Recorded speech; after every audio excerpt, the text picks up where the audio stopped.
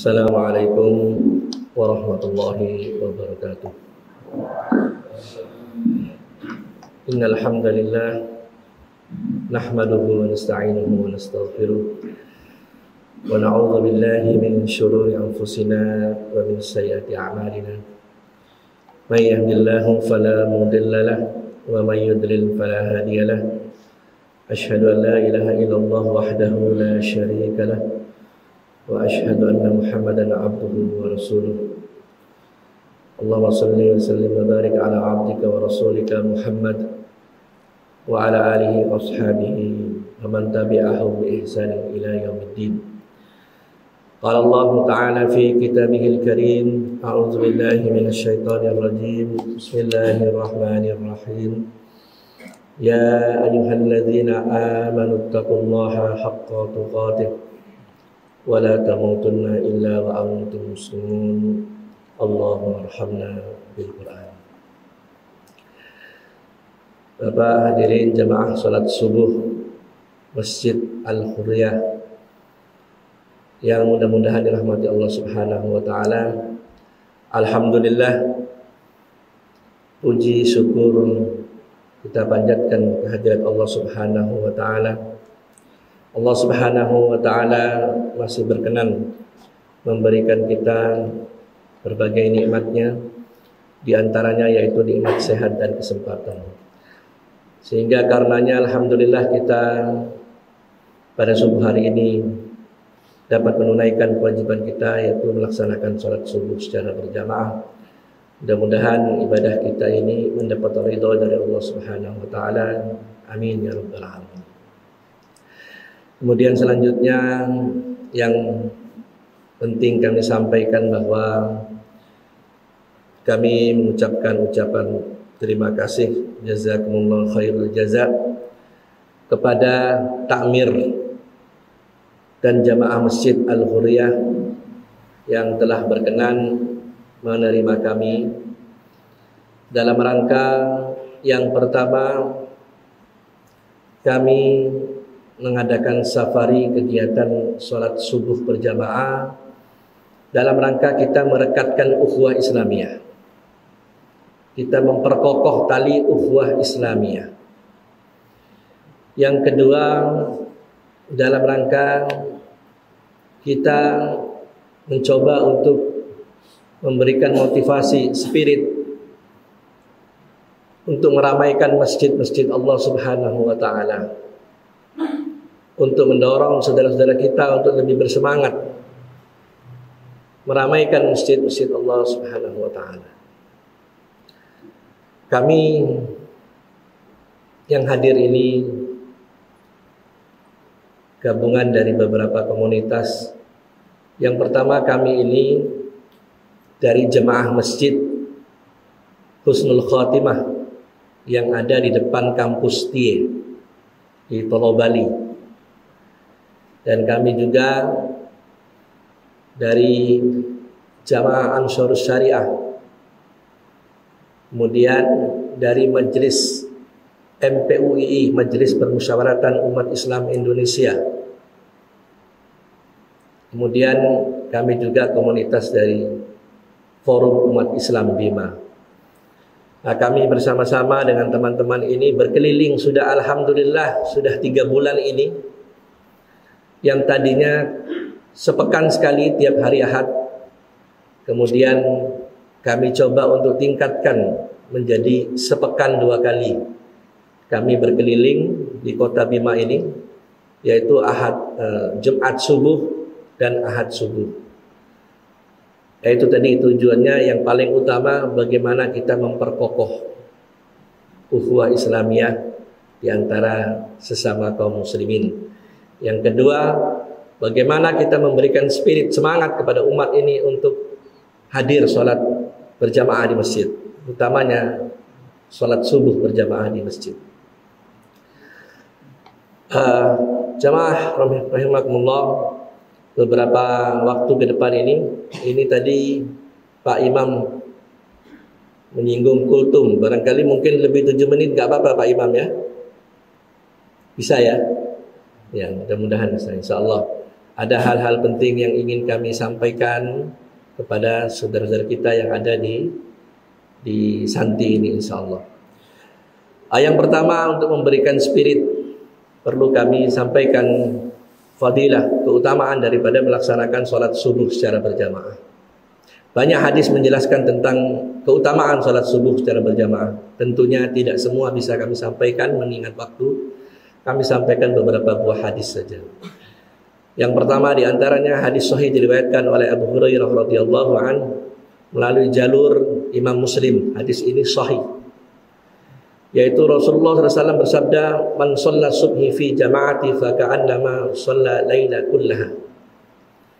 Siapa yang melaksanakan sholat subuh secara berjamaah, maka Allah akan catat pahalanya sama dengan orang yang mengerjakan sholat semalam penuh. Siapa yang melaksanakan sholat subuh secara berjamaah, pahalanya akan dicatat oleh Allah Subhanahu wa Ta'ala sama dengan dia sholat semalam penuh. Mungkin kita yang hidup di akhir zaman ini, kalau untuk sholat semalam penuh berat barangkali, bahkan mungkin tidak mampu, kecuali mungkin orang-orang terdahulu. Tetapi ada jaminan dari Allah Subhanahu wa Ta'ala melalui lisan Rasulullah Sallallahu Alaihi Wasallam.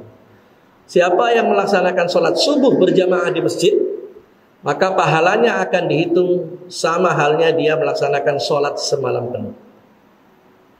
Itu hadis yang pertama. Di hadis yang lain dijelaskan bahwa sholat subuh ini akan menjadi perisai bagi seseorang dari api neraka dan akan memasukkannya ke surga, dan ada dalam jaminan Allah. Orang yang melaksanakan sholat subuh itu berada dalam jaminan Allah Subhanahu wa Ta'ala. Man shalla subhi faqad zimmatullah. Siapa yang melaksanakan sholat subuh, maka dia berada dalam jaminan Allah Subhanahu wa Ta'ala. Allah yang akan menjamin. Allah akan menjamin dirinya, keluarganya, rizkinya, dan lain sebagainya. Dijamin oleh Allah Subhanahu wa Ta'ala.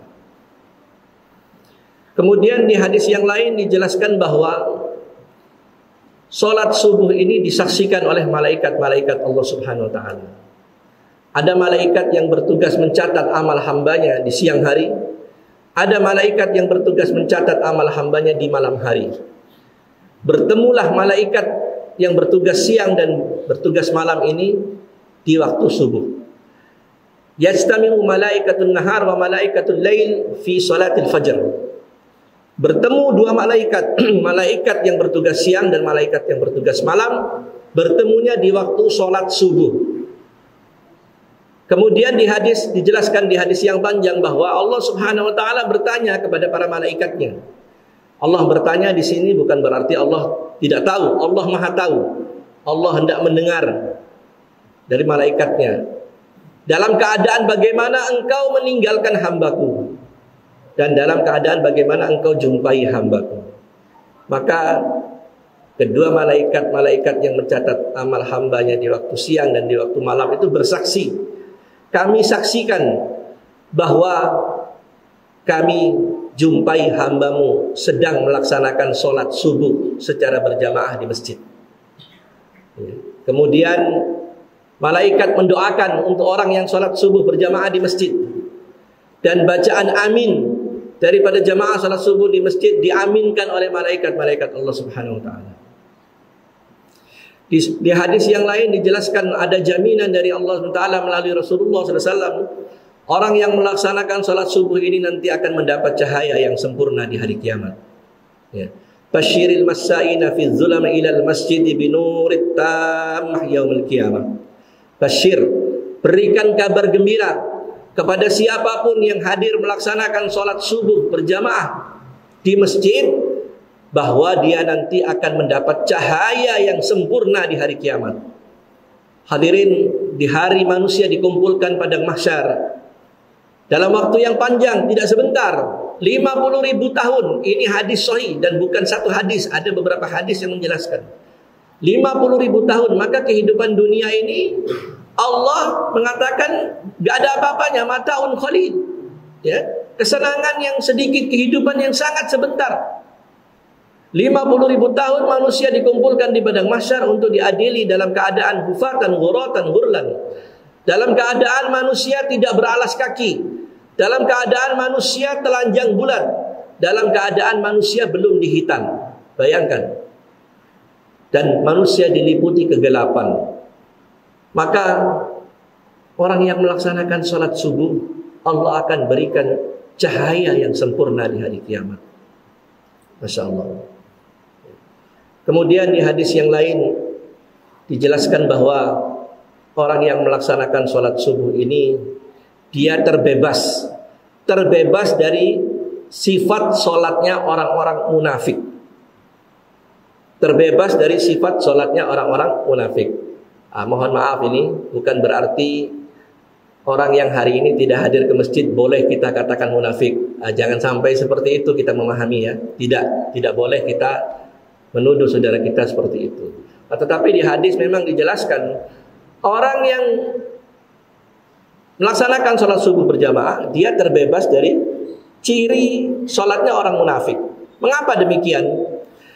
Dahulu ketika Rasulullah SAW hijrah dari Mekah ke Yasrib, dahulu Madinah bernama Yasrib.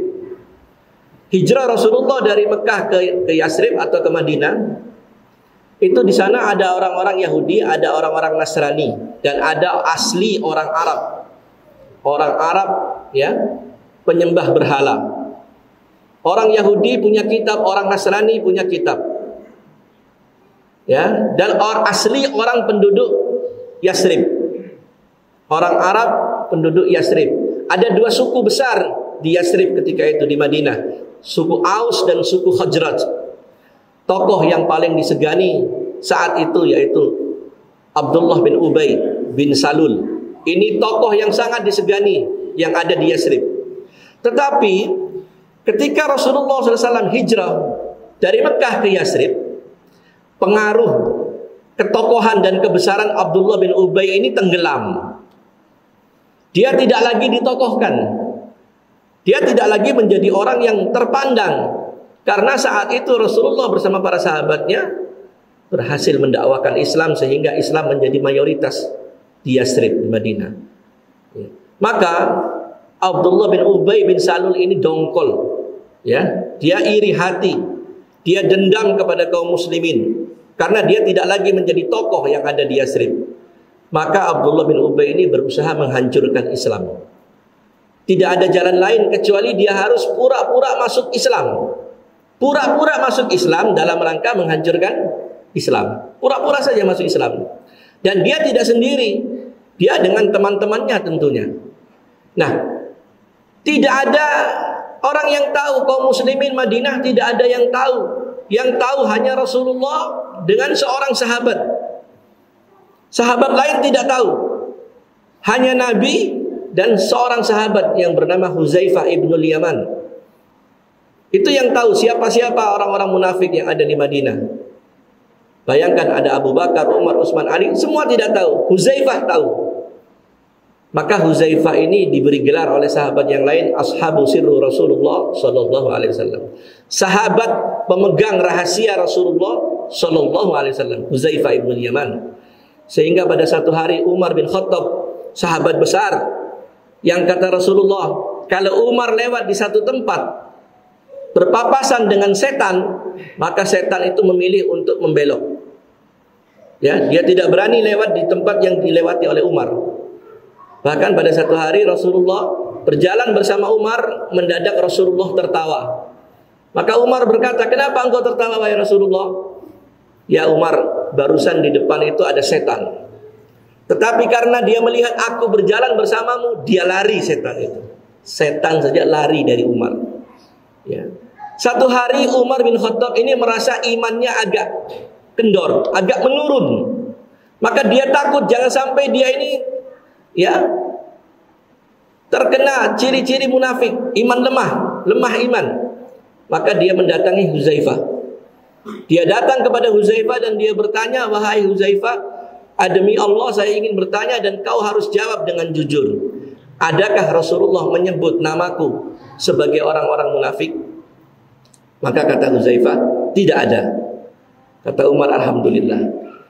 Umar yang besar ini mengkhawatirkan dirinya sendiri tentang kemunafikan. Singkatnya, orang munafik ini untuk menutupi kekafirannya, Dia harus sholat. Nah, Allah bongkar kedoknya orang munafik lewat sholat. Dan itu dijelaskan oleh Allah SWT dalam surat An-Nisa ayat 142-143. Ya, Allah bongkar lewat sholat. Ayat itu Allah mengatakan innal munafiqina yukhadi'unallaha wa huwa khadi'uhum. Orang munafik itu hendak menipu Allah, tetapi mereka menipu diri mereka sendiri. Maksudnya dikira Allah tidak tahu kalau mereka ini hanya pura-pura masuk Islam. Allah Maha tahu.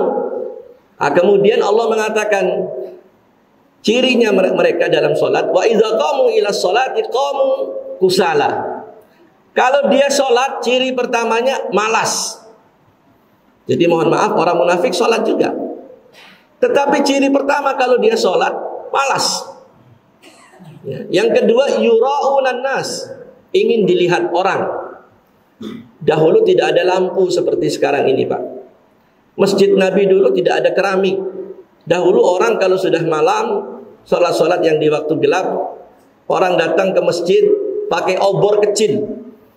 Lantainya masjid Rasulullah dari tanah, tiang-tiangnya dari batang kurma, ya, atapnya dari ilalang.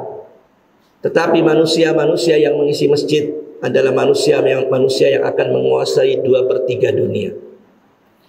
Nah, singkatnya dijelaskan oleh Allah, kalau dia sholat malas. Yang kedua, ingin dilihat orang. Waktu apa yang kira-kira orang bisa melihat orang lain? Tentunya di waktu siang hari. Maka di waktu sholat zuhur, sholat asar, dan sholat maghrib masih bisa orang melihat orang. Mereka hadir di masjid. Tetapi kalau sudah gelap, gak ada mukanya di masjid. Nah, ayat ini dijelaskan oleh hadis. Asbaru sholatu alal munafiqina sholat al-isya sholat al-fajr. Seberat-beratnya sholat, sholat yang paling dianggap berat oleh orang munafik yaitu sholat isya dan sholat subuh. Nah, ini ya, hadisnya sahih. Ya. Ini dijelaskan dalam tafsir Imam Ibnu Katsir ketika menafsirkan ayat tadi ini. Seberat-berat sholat bagi orang munafik, sholat isya dan sholat subuh. Lau ya'lamuna ma fihima la'atuhuma walau habwa. Andai kata manusia itu mengetahui, kata Rasulullah, betapa besarnya pahala yang Allah siapkan bagi orang-orang yang hadir sholat berjamaah isya dan sholat subuh. Andai kata manusia tahu betapa besar pahalanya, la'atuhuma walau habwa. Pasti orang akan datang berjamaah isya dan subuh ke masjid walaupun dia harus merangkak. Mungkin dia sakit ketika itu, mungkin kakinya kurang kuat berjalan jauh. Kalau dia tahu betapa besar pahalanya, kata Rasulullah, dia pasti akan datang berjamaah isya dan subuh di masjid sekalipun dia harus merangkak. Ya. Ciri ketiga orang munafik itu sholatnya wala yazkurunallaha illa qalil. Dia tidak mengingat Allah kecuali sedikit. Nah, ini dijelaskan oleh ulama, tidak mengingat Allah kecuali sedikit. Badannya ke kiblat rukuk dan sujud, hatinya tidak hadir. Hatinya sama sekali tidak hadir kepada Allah. Badannya saja yang bergerak. Nah, 3 ciri orang munafik, sholat orang munafik ini. Mudah-mudahan kita selamat dari 3 ciri ini. Ya, malas, ingin dilihat orang. Kemudian yang ketiga, tidak ada kehusuan sama sekali. Karena memang mereka itu pura-pura. Nah, di Madinah selain ada orang munafik, ada orang Yahudi. Orang Yahudi ahli kitab, dia punya kitab-kitab Taurat. Mereka tahu tentang Rasulullah. Ya, di kitabnya dijelaskan akan hadir Nabi akhir zaman namanya Ahmad atau Muhammad dalam kitab Taurat. Tetapi orang Yahudi ini dongkol dengan Rasulullah.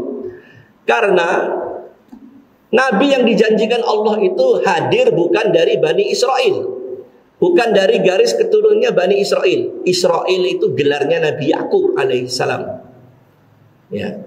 Keturunan Nabi Israel disebut Bani Israel, yaitu orang-orang yang sekarang orang Yahudi. Nah, orang-orang Yahudi kecewa karena Nabi yang dijanjikan itu bukan dari garis mereka, muncul dari Bani Ismail, dari kalangan orang-orang Arab. Walaupun mereka tahu ciri-ciri dan kebenaran yang ada pada Rasulullah, mereka tolak. Mereka dustakan, padahal mereka tahu itu Rasulullah benar. Nah, orang Yahudi ketika melihat Nabi dan para sahabatnya 5 waktu sholat di masjid, begitu disiplinnya, ya. Rasulullah punya 2 muazzin. Yang pertama Bilal, Yang kedua Abdullah ibn Umi Maktum, orangnya buta Abdullah ini. Bilal naik ke tempat yang tinggi, menyeru orang untuk datang sholat azan. Ya. Ini disaksikan oleh orang Yahudi Madinah. Ketika azan dikumandangkan, seluruh laki-laki hadir ke masjid Nabi sholat berjamaah, kecuali orang-orang tua dan orang yang uzur. Itu disaksikan oleh orang Yahudi. Akhirnya mau tidak mau Yahudi harus jujur. Salah satu di antara mereka mengatakan tidak bisa dikalahkan. Tidak akan pernah bisa dikalahkan umat Muhammad yang seperti ini. Yang bagaimana? Yang menjaga sholatnya. Disiplin dalam sholatnya. Dan itu benar. Ya, Rasulullah terusir dari Mekah, teraniaya, ditindas, harus hijrah ke Madinah. Hanya butuh waktu 23 tahun. Dapat kembali menguasai Mekah dan Madinah. Bahkan di zaman Umar ibn al-Khattab, ya, zaman Umar bin Khattab dapat menguasai dua imperium, dua adidaya ketika itu, kekuasaan dunia, Parsi dan Romawi, ditaklukkan oleh kaum muslimin. Jadi bapak-bapak sekalian, kalau kita buka kitab-kitab sejarah sirah nabawiyah, sebelum membahas kelahiran Rasulullah, pasti akan didahului tentang membahas kondisi tanah Arab, kondisi Jazirah Arab sebelum lahirnya Rasulullah. Sebelum Nabi lahir, Jazirah Arab dikuasai, sebagian Persia menguasai, sebagian dikuasai oleh Romawi. Sebelum Nabi lahir. Tetapi apa yang terjadi? Bahkan di hari kelahiran Rasulullah, di hari itu Rasulullah lahir ke dunia, ada 10 balkon, tiang-tiang besar penyangga istana yang dimiliki oleh orang-orang Romawi, Istana Putih. 10 tiangnya itu rontok hari kelahiran Nabi. 10 balkon itu roboh. Api yang biasa disembah oleh orang-orang Parsi, yaitu agama Majusi, api itu tidak pernah padam. Di hari Nabi dilahirkan, api itu mendadak padam. Ini pertanda akan lahir manusia besar. Singkatnya, Parsi dan Roma adidaya ketika itu di zaman Umar ditaklukkan oleh kaum muslimin. Ya. Bahkan di zaman Utsman bin Affan, sebenarnya sahabat-sahabat itu sudah menjelajahi dunia. Bahkan menurut sejarawan Islam, di zaman Utsman, sahabat-sahabat Nabi sudah masuk ke Cina, sudah masuk ke Nusantara, sudah masuk ke negeri kita di zaman Utsman. Cuman mohon maaf, kadang-kadang sejarah yang dibaca oleh kebanyakan orang ini versi Belanda. Yang nulis sejarah ini orang Belanda yang banyak. Tapi kalau versi Islam, ya ulama-ulama Islam, Buya Hamka menulis sejarah Islam, kitabnya tebal. Islam itu sudah hadir di Nusantara. Di zaman Utsman mengirim beberapa sahabat. Bahkan jauh sebelum Islam, ya, orang-orang Arab, orang-orang Mesir itu datang ke Nusantara ini mencari ada satu bahan yang dijadikan untuk mengawetkan mayat, yaitu kapur yang harum. Adanya kapur yang harum ini di satu tempat Sumatera, namanya daerah Barus. Maka terkenal dengan istilah kapur Barus. Nah, sahabat Nabi juga masuk ke Sumatera, masuk ke daerah Barus di zaman Utsman, masuk ke Pulau Jawa, daerah Demak, dimasuki oleh sahabat Nabi di zaman Utsman. Apa yang membuat Islam begitu berjaya ketika itu? 2/3 dunia dikuasai. Salah satunya disiplinnya para sahabat Nabi menjaga sholat. Ya, disiplinnya sahabat Nabi menjaga sholat. Maka oleh karena itu kita berharap melalui gerakan sholat subuh berjamaah ini, kita ingin sedikit berandil untuk bisa bagaimana menjayakan negeri kita Indonesia ini. Bagaimana negeri yang kita cintai ini bisa Allah angkat derajatnya. Tidak ada negeri terkaya di dunia ini, Pak, mengalahkan negeri kita. Saudi cuma punya minyak. Negeri kita segala-galanya ada. Lautnya kaya dengan ikan, perut buminya menghasilkan berbagai macam tambang.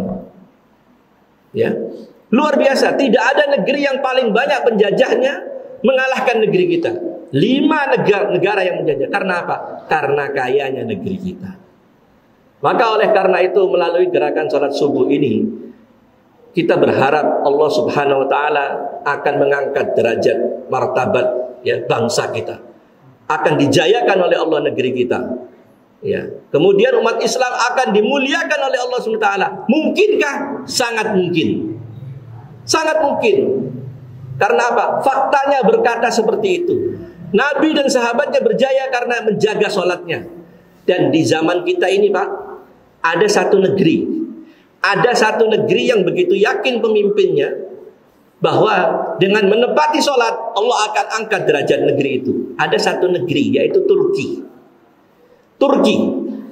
Turki, dahulu Turki, ya, pusat kekuasaan umat Islam sedunia dahulu ada di Turki. Ya, karena dahulu umat Islam punya pemimpin yang namanya khalifah, ya, khilafah, sistem khilafah, pemimpinnya khalifah. Seluruh kaum muslimin tunduk di bawah satu pemimpin ini, yaitu khalifah.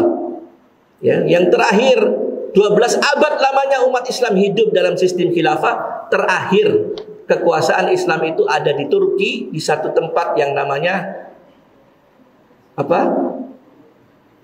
Islambul,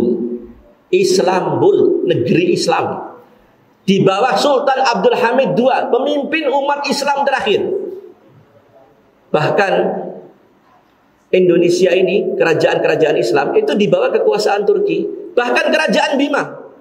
Kalau ada orang-orang tua Bima yang umurnya 100 tahun, ya, yang masih belum pikun, dia pasti tahu bahwa di Masjid Sultan, di saat-saat tertentu, fatwa daripada pemimpin yang ada di Turki, Sultan Abdul Hamid II, fatwa-fatwanya dibacakan. Silakan tanya ke orang-orang tua. Bahkan yang membantu perang di Aceh melawan Belanda. Belanda tidak berhasil menaklukkan Aceh. Seluruh kerajaan takluk kecuali Aceh. 3 kali pasukan elit Belanda Marsose gagal menaklukkan Aceh. Ya. Hingga dikirimlah seorang profesor, Dr. Christian Snokhorgronyo, disekolahkan ke Mekah 23 tahun. Pulang jenggotnya panjang, berubah nama menjadi Abdul Ghaffar, pura-pura masuk Islam. Seperti Abdullah bin Ubay tadi zaman Rasulullah, munafik. Tujuannya apa? Menghancurkan umat Islam Aceh melalui pendekatan agama. Ya. Tetapi bangsa Aceh luar biasa memegang Islam. Ketika peperangan itu, Sultan Abdul Hamid II yang ada di Turki mengirimkan bantuannya dari Turki untuk membantu kaum muslimin Aceh. Bahkan bapak-bapak boleh klik di YouTube kalau punya Android, silakan klik komentar Sultan Hamengkubuwono X tentang khilafah. Nanti akan keluar nanti.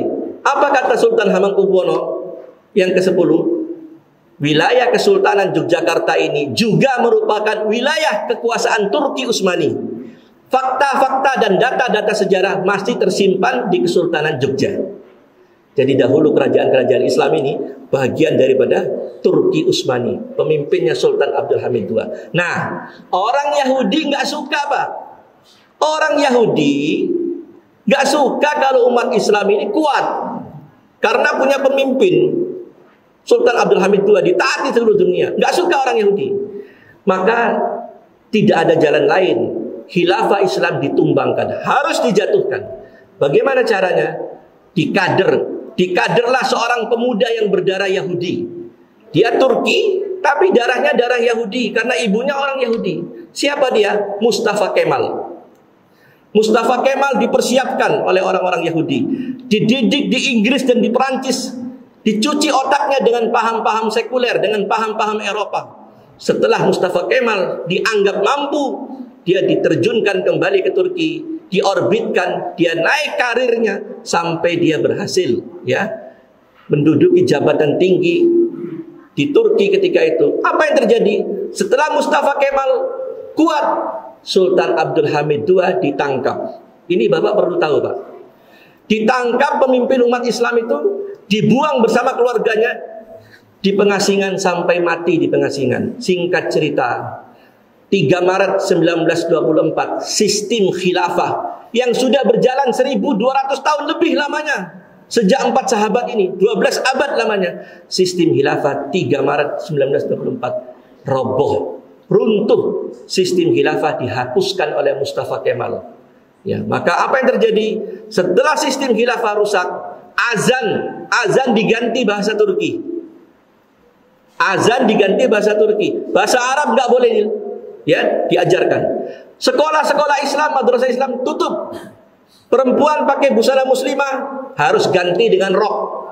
Laki-laki nggak boleh pakai jubah panjang, nggak boleh pakai songkok Turki, songkok yang ada bulatnya itu nggak boleh. Madrasah Islam tutup. Islam yang betul-betul kental di Turki ketika itu rontok, rubuh, berganti dengan paham sekuler, paham Eropa yang sangat sekuler. 180 derajat melalui siapa? Mustafa Kemal. Azan diganti bahasa Turki, Pak. Subhanallah, hanya satu madrasah yang Allah jaga ketika itu. Seluruh sekolah Islam tutup. Hanya satu madrasah yang Allah jaga, yaitu madrasatul du'a. Madrasah tempat membina para dai. Hanya ini yang selamat. Apa yang terjadi? Dari madrasah ini muncullah kader-kader pemimpin Islam. Singkat cerita, 18 tahun berkuasa Mustafa Kemal Atatürk, azan sampai beliau rubah menjadi bahasa Turki. Kota, ibu kota umat Islam di Turki, Istanbul, dirubah menjadi Istanbul sampai hari ini. Fakta ini banyak orang tidak tahu. Istanbul itu negeri Islam, dirubah menjadi Istanbul sampai hari ini. 18 tahun berkuasa, maka muncullah kader pemimpin Islam, yaitu Adnan Menderes. Adnan Menderes yang pernah disekolahkan di Madrasatul Du'a ini muncul, dia naik. Dia menguasai pucuk pimpinan di Turki, berhasil menang. Maka ketika Adnan Menderes menang, dia kembalikan azan menjadi bahasa Arab. Sekolah-sekolah kembali, sekolah Arab, sekolah Islam dibuka kembali. Tetapi dia tidak cukup kuat. Orang Yahudi punya banyak kaki tangan di Turki. Dijatuhkan Adnan Menderes, ditangkap, dihukum gantung. Muncul pengganti Adnan Menderes, yaitu Najmuddin Erbakan. Ya, yang Islamnya baik, pernah bersekolah juga di Madrasatul Du'a ini. Ya. Najmuddin Erbakan kembali mencoba untuk mengangkat Islam. Gagal. Erbakan juga dijatuhkan oleh orang-orang Yahudi. Yang terakhir, kader daripada Najmuddin Erbakan, muncullah Muhammad Recep Tayyip Erdogan. Naiklah Erdogan, pelan-pelan dia benahi Turki. Ekonomi benar-benar diperhatikan. Kesejahteraan rakyat Turki diperhatikan. Pelan-pelan dia buka kembali sekolah-sekolah Islam. TPA, TPQ di mana-mana dibuka. Dan ada satu hal yang luar biasa. Orang Yahudi di abad kita ini pernah mengatakan, umat Islam kalian tidak akan bisa menang melawan kami bangsa Yahudi sebelum kalian mampu menjadikan sholat subuh kalian sama dengan sholat Jumat. Sebelum itu terjadi, kalian gak bisa menang melawan kami. Dan tantangan orang-orang Yahudi ini, Rabbi itu pendeta. Tantangan dari Rabbi pendeta ini dijawab oleh Muhammad Recep Tayyip Erdogan. Apa yang dilakukan oleh Erdogan? Salah satu kiat dia mengangkat kembali izzah Islam di Turki. Salah satunya yaitu melakukan gerakan sholat subuh berjamaah di masjid. Sehingga seluruh masjid-masjid Turki mulai dari kota sampai pelosok-pelosok ramai jemaah sholat subuhnya. Dan itu disaksikan oleh ulama-ulama kita yang pergi ke Turki. Ada beberapa orang, beberapa tahun yang lalu. Salah satu di antara ulama itu Profesor Dr. Kiai Haji Didin Hafidudin dari Bogor, ya, guru besar salah satu universitas Islam di Bogor, Didin Hafidudin, Profesor Dr. Kiai Haji. Pulang dari Turki, Kiai Didin Hafidudin bercerita, ada hal yang menakjubkan di Turki. Di Turki, jamaah sholat subuhnya sama dengan sholat Jumat, masjid ramai. Apa yang terjadi? Berapa tahun setelah gerakan sholat subuh ini dilakukan, subhanallah, Allah temukan sumur-sumur minyak. Sumur-sumur minyak baru ditemukan. Ekonomi Turki naik, militer Turki kuat, umat Islam kembali mewarnai kehidupannya dengan Islam setelah berapa lama sekuler. Hingga hari ini Turki menjadi salah satu di antara 7 kekuatan dunia. Salah satunya Turki. Saudi cuma punya minyak doang, Pak. Tapi kalau Turki, negaranya makmur, militernya kuat, Rusia nggak berani dengan Turki. Perancis tempoh hari coba-coba dengan Turki, nggak berani melawan Turki. Karena apa? Militernya kuat. Apa yang membuat Turki naik hingga menjadi salah satu di antara 7 kekuatan dunia? Salah satunya yaitu gerakan sholat subuh berjamaah yang dilakukan oleh Erdogan. Salah satunya. Dia yakin karena apa? Sejarah berkata seperti itu. Dan dia buktikan tantangan orang Yahudi. Kami mampu menjadikan sholat subuh kami sama dengan sholat jemaah. Allah angkat Turki. Itulah bapak-bapak niat kami. Mudah-mudahan dengan amal kecil ini Allah angkat derajat bangsa Indonesia ini. Allah muliakan negeri kita. Allah muliakan kaum muslimin. Bukan mustahil. Fakta sudah mengatakan seperti itu. Itu pesan pertama yang ingin kami bagi kepada Bapak. Yang kedua, melalui mimbar ini juga kami berpesan. Kami berkeliling ini Pak, untuk menguatkan ukhuwah Islamiyah. Mari kita rapatkan saf kaum muslimin. Jangan kita suka berselisih dalam urusan-urusan kecil. Mohon maaf Pak ya, mungkin di Bima tidak terlalu kelihatan, tapi di Pulau Jawa banyak sekali Pak orang berdebat urusan kecil, ribut. Nggak mau sholat di masjid yang ini, nggak mau. Ya. Di Indonesia ini tidak bisa dihindari. Banyak organisasi, ada NU, Persis, Muhammadiyah, macam-macam. Di Jawa lebih banyak lagi. Tetapi yang perlu kita tahu ada dua hal. Ada dua prinsip pokok dalam Islam. Yang pertama, masalah usul, masalah akidah. Nggak boleh berbeda akidah itu. La ilaha illallah Muhammadur Rasulullah tidak boleh berbeda. Hanya Allah yang kita sembah, nggak boleh berbeda. Hanya Nabi Muhammad contoh teladan kita terbaik, nggak boleh berbeda. Harus sama, semua organisasi sama. Kalau ada orang mengatakan ada muncul Nabi baru, Nabi nomor 26, sudah jelas dia sesat ini. Ya, yang nggak boleh berbeda masalah akidah. La ilaha illallah Muhammadur Rasulullah, harga mati. Yang kedua, masalah furu', cabang-cabang di dalam Islam. Masalah fikih, boleh saja berbeda. Boleh. Ya, di dunia ini ada empat imam mustahid. Ya, Imam Malik, muridnya dia punya murid Imam Syafi'i, Imam Ahmad, Imam Hanafi, Abu Hanifah. Boleh berbeda, umpama contohnya masalah tadi, kunut tidak kunut, silahkan kunut, fadal, tidak ada masalah. Ada pegangannya. Yang enggak kunut juga silahkan. Ada usolli, ada enggak usolli. Ada tahiyat yang diam begini, ada yang kerukuri goyang tangan begini. Ada yang sami Allah man hamidah, sedekap, ada yang ke bawah. Ada yang turun sujud, tangan dulu, lutut dulu. Ini enggak masalah berbeda Pak, karena ini masalah furu', bukan masalah prinsip akidah. Boleh berbeda. Ada yang tahlilan, ada enggak mau. Silahkan berbeda, karena apa? Masing-masing punya pegangan. Indonesia ini mazhabnya Syafi'i. Di Saudi mazhabnya Hambali. Pengikut Imam Ahmad bin Hanbal. Jemaah haji, jemaah umroh terbanyak di dunia datang dari negeri kita. Ya, orang Saudi, ulama Saudi tidak pernah mencela ibadahnya orang Indonesia. Terbanyak jemaah haji, jemaah umroh seluruh dunia tidak pernah dicela oleh orang Saudi. Kenapa sholatnya begitu? Ya, di Saudi Allahu Akbar banyak orang sholat tangannya di dada. Banyak, ya, mengikuti Imam Ahmad bin Hanbal. Ya, orang Indonesia rata-rata di perut, di dekat pusat. Pengikut mazhab Hanafi di bawah pusat sedikit. Ya, di Pakistan, di Afghanistan itu pengikut Hanafi di bawah pusat. Nggak ada orang ribut di Saudi Pak. Tapi di negeri kita ini kadang-kadang antara kunut nggak kunut, usolli nggak usolli, jadi masalah. Sehingga umat kita ini berantakan. Padahal kata Allah kepada Rasulullah, wa inna ummatukum ummatan wahidah. Ketahuilah umatmu itu wahai Rasulullah, umat yang satu. Allah yang kita sembah sama, kiblat kita sama, nabi kita sama. Mengapa kita berselisih? Hanya urusan-urusan yang sifatnya furu', bukan usul. Yang sah-sah saja, boleh saja kita berbeda. Ya, kalau kita paksakan orang pengikut Syafi'i mengikuti Imam Ahmad, rusak Pak. Yang ada, hargai perbedaan. Yang kunut silahkan, fadol silahkan. Yang enggak kunut enggak apa-apa. Yang mau tahlilan usolli enggak ada masalah. Ya, yang enggak boleh berbeda ini masalah akidah, itu tidak boleh. Ya, jangankan kita, sahabat yang hidup di zaman Nabi sama-sama melihat Nabi masih berbeda. Sama-sama melihat Nabi masih berbeda. 4 imam besar ini, Imam Malik yang paling tua, kemudian Imam Syafi'i, Imam Ahmad, Imam Hanafi, guru dengan murid masih berbeda. Banyak perbedaan, tetapi mereka tidak saling mencela. Mereka saling menghargai. Pertanyaannya, mana yang lebih mulia orang yang hidup sekarang dengan 4 imam ini? Mereka tidak saling mencela, yang ada saling menghargai. Terakhir Pak, contoh betapa indahnya Islam jika orang itu paham Islam.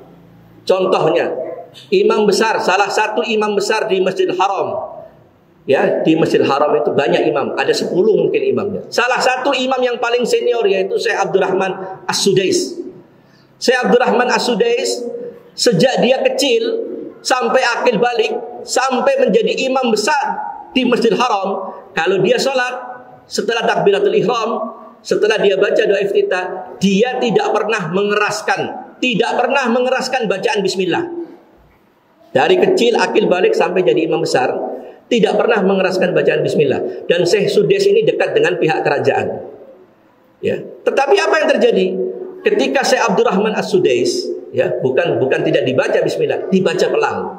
Apa yang terjadi ketika Syekh Sudais datang ke Indonesia, sholat Jumat di Istiqlal, dan di daulat beliau menjadi imam sholat Jumat, apa yang terjadi? Setelah Allahu Akbar, doa iftitah, dia keraskan bismillah. Bismillahirrahmanirrahim. Nah, ini orang pintar. Ini orang cakap. Padahal sejak dia kecil sampai akil balik, sampai jadi imam besar, dia pelankan bacaan sir bismillah, bismillahirrahmanirrahim. Tapi ketika dia tahu Indonesia ini banyak pengikut Syafi'i, mengeraskan bacaan bismillah, dia keraskan bacaan bismillah. Apa itu merusak sholat? Tidak. Ya, kadang-kadang kita ini seperti itu, harus seperti ini. Kalau nggak begini, ini yang jadi masalah. Maka oleh karena itu, mari jaga persatuan kita, kokohkan persaudaraan kita. Silakan mau NU, mau Muhammadiyah, silakan. Yang penting yang nggak boleh berbeda, la ilaha illallah Muhammad Rasulullah. Nabi kita satu, Rabb kita satu, jaga persatuan. Kalau persatuan di antara kita ini mampu kita jaga, saling menghargai perbedaan, sholat berjamaah kita tegakkan 5 waktu di masjid, bukan tidak mungkin. Bukan satu hal yang mustahil. Allah akan makmurkan negeri kita. Allah akan angkat derajat kaum muslimin Indonesia ini. Allah jayakan umat Islam Indonesia ini, insya Allah. Yakin saja. Nah, inilah tujuan kami berkeliling. Mudah-mudahan niat kami ini dicatat oleh Allah SWT, ya, dan diwujudkan apa yang menjadi keinginan kami bersama. Bagaimana Indonesia ke depan bisa lebih berjaya, bisa lebih makmur dengan hari ini. Salah satunya melalui gerakan sholat subuh berjamaah. Mungkin, sangat mungkin, fakta sejarah telah mengatakan seperti itu. Tidak ada yang mustahil bagi Allah. Demikian saja jamaah sholat subuh Masjid Al-Khuriyah, kita Islamiyah kita. Biasanya kami setelah selesai ceramah ini ada sarapan pagi bersama, Pak. Ya, ini ada panitia dari teman-teman ini sudah menyiapkan ala kadarnya sarapan pagi bersama untuk sama-sama kita nikmati. Demikian saja. Sekali lagi terima kasih, jazakumullah khairul jaza atas kesempatan yang diberikan kepada kami. Mohon maaf atas segala kekurangannya. Kami tutup majelis ini. Subhanakallahumma bihamdika asyhadu an la ilaha illa anta astaghfiruka wa atubu ilaik. Assalamualaikum warahmatullahi wabarakatuh.